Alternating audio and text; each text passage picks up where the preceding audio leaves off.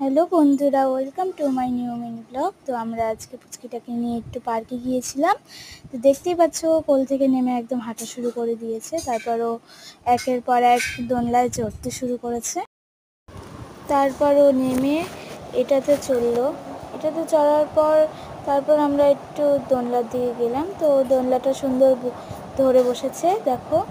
ও তো ভীষণ মজা পাচ্ছিল, ওর সঙ্গে সঙ্গে আমরাও মজা করছিলাম।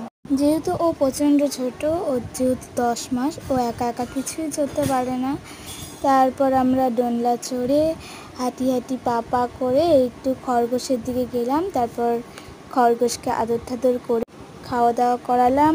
তারপর খাওয়া দাওয়া করিয়ে একটু ওই সাইডে গেলাম। তোমরা দেখো আকাশটা কি সুন্দর লাগছে, পার্কের দৃশ্যটা তো ভীষণ সুন্দর। তারপর আমার ভাগনা বলছিল উপরে উঠবে, তারপর আমরা ওকে নিয়ে একটু উপরে ওঠার বন্দোবস্ত করলাম। তো আমার বড়দিতে ওকে নিয়ে উঠতে ভীষণ ভয় পাচ্ছিল। আমি বললাম কিছু হবে না, চল ওঠ। তারপরে আমিও উঠে বললাম। উপর থেকে দেখো নিচের দৃশ্যটা তো জাস্ট সুন্দর। এখন তো এবার নামার পালা আমার বড়দিতে। আবার ভয় পাচ্ছিলাম, বললাম না না কিচ্ছু হবে না, কোনো ভয় নেই। তারপরে ও বায়না করছিল হরিণে পিঠে চড়বে, চললো। তারপর চলো টাটা বাই বাই, আবার দেখা হবে অন্য কোনো ভিডিওতে।